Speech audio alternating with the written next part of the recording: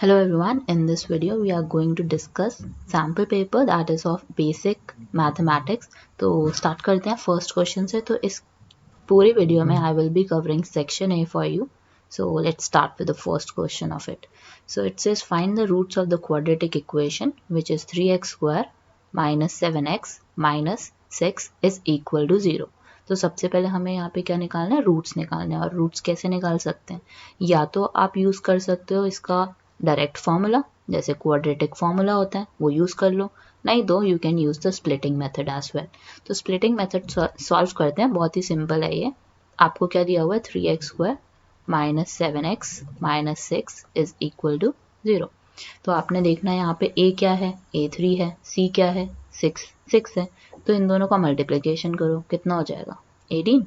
अब 18 के ऐसे फैक्टर्स देखने हैं हमें कि हमारा सेंटर वाला सेम बन जाए. तो 9 और 2 हो सकते हैं, क्योंकि हमें क्या बनाना है, -7x. So yes it can be there. तो आप सबसे पहले क्या लिखोगे, 3x square minus 9x plus 2x minus 6 is equal to 0.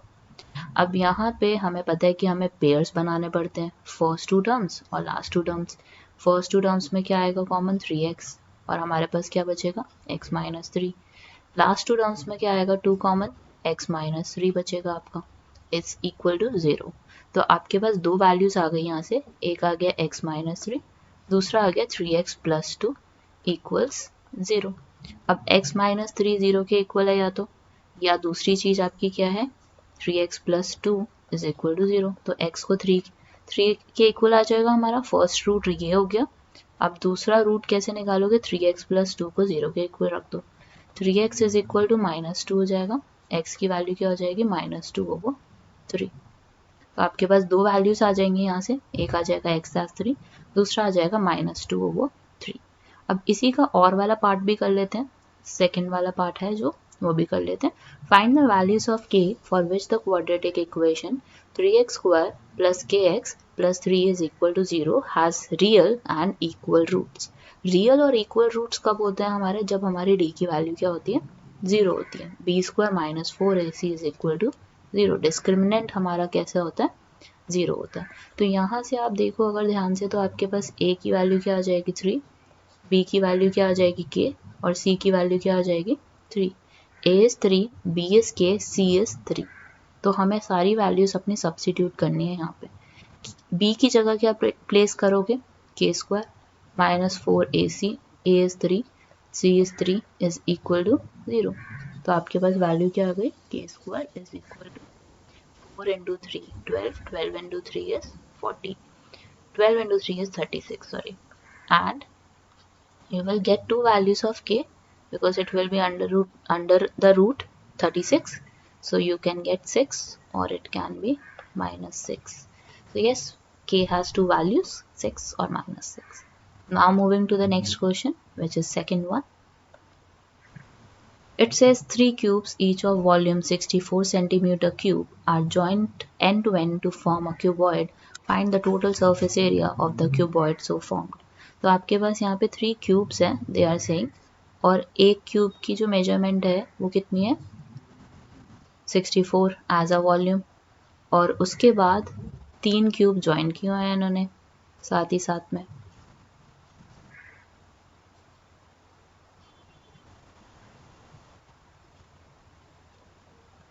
One more.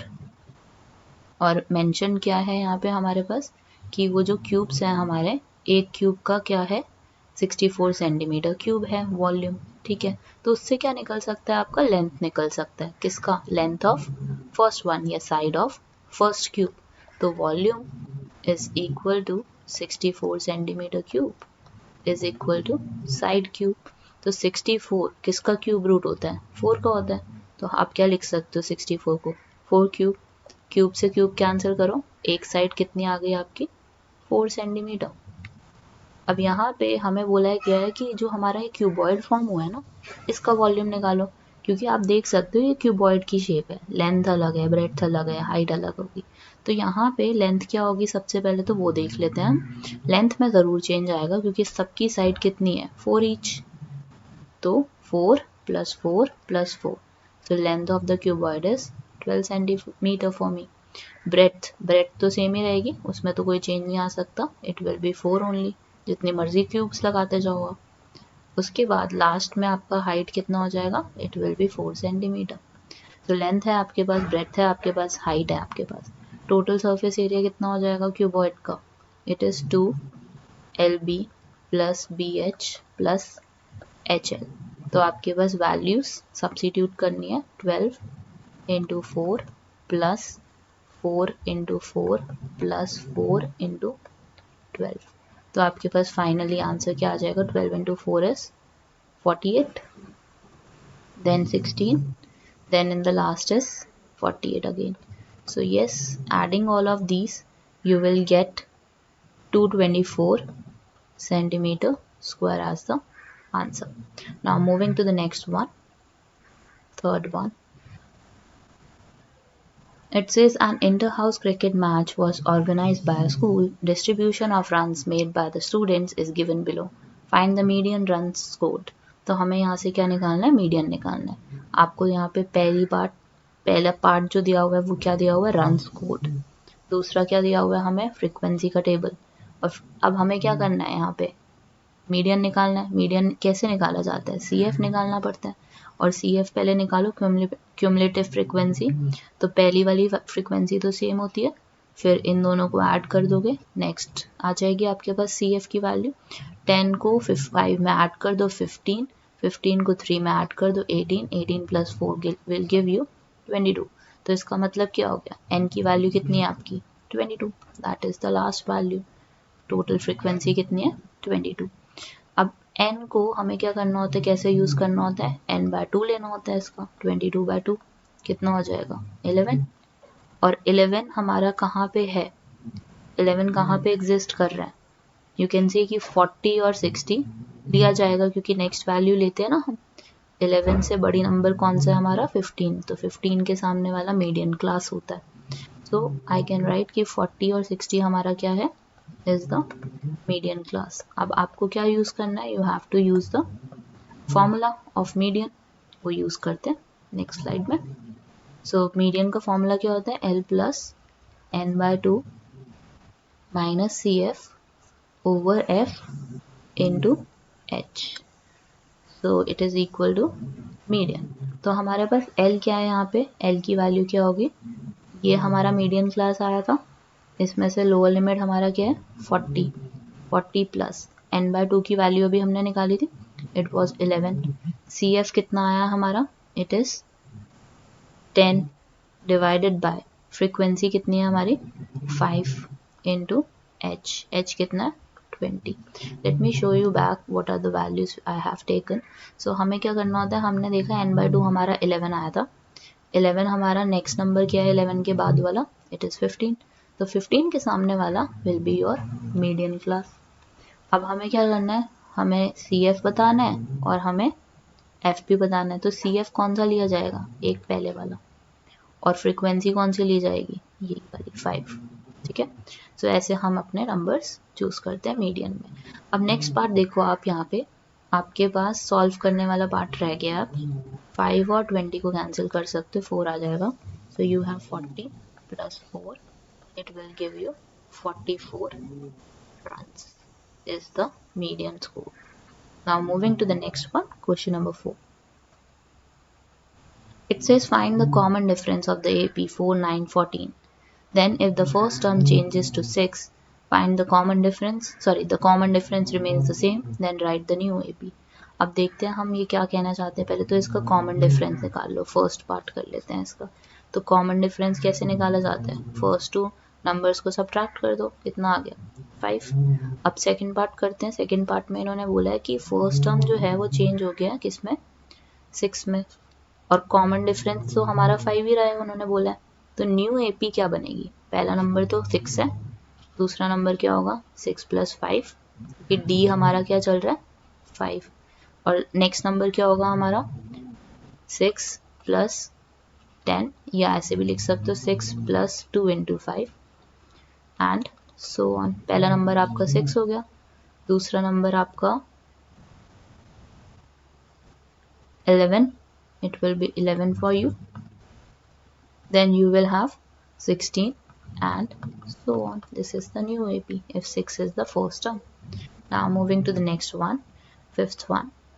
So the mode is there, which is 38. Mode is there already. Find the value of x. Okay, यहाँ पे बस हमें x की वैल्यू फाइंड करनी है. तो यहाँ पे आपका मोडाल क्लास क्या होगा? इट विल बी 30 to 40, क्योंकि देखो मोड क्या है आपका 38, तो modal class must be 30 to 40. Mark कर लेते हैं. अब मोड का फॉर्मूला क्या होता है वो लिख लो सबसे पहले. तो मोड का फॉर्मूला होता है L plus F1 minus F0 divided by 2F1 minus F0 minus F2 into H. और ये जो 2 होता है सिर्फ F1 के साथ मल्टीप्लिकेशन में होता है. ये बहुत बड़ी गलती होती है जो बच्चे करते हैं जनरली. ठीक है, अब यहाँ पे L हमारा क्या होगा? मोडाल क्लास कौन सा है हमारा? ये है ना. तो इसका मतलब इसकी लोअर लिमिट कौन सी है? 30. L तो आ गया हमारा 30. हम सारी वैल्यूज पहले लिख लेते हैं. इसके बाद हमें पता होना चाहिए कि F1 क्या है हमारा. F1 कौन सा होता है? Highest frequency. ये हो गया F1. और इससे पहले वाला क्या होता है? F0. और इसके बाद वाला क्या होता है? F2. तो ये सारी वैल्यूज आपके पास नोन है.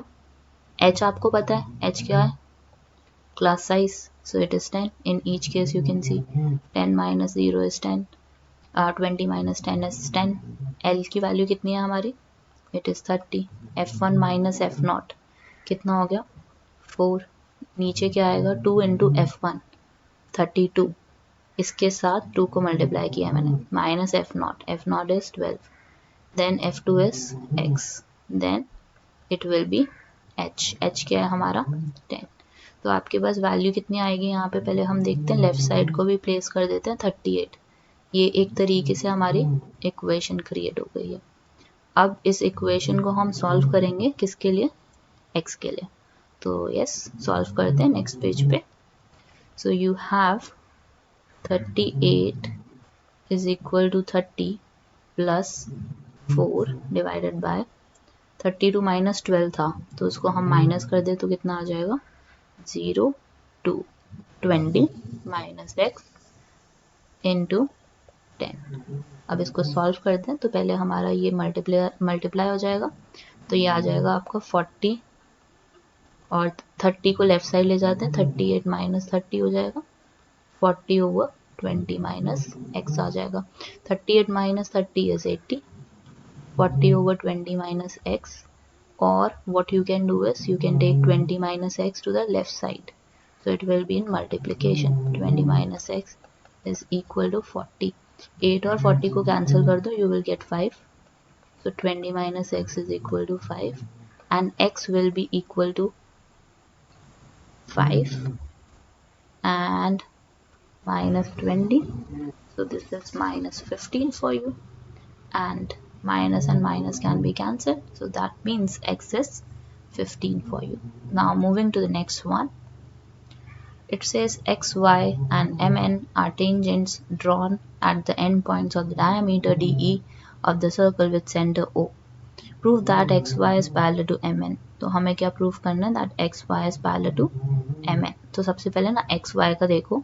तो जो हमारी xy है वो क्या है? टेंजेंट है सर्कल पे, लेकिन कौन से पॉइंट से? D पॉइंट से. और इससे क्या समझ आ रहा है? that OD is perpendicular to xy, and if OD is perpendicular to xy, that means OD x is equal to 90 degree. और यू कैन से कि EDX भी हमारा 90 होगा.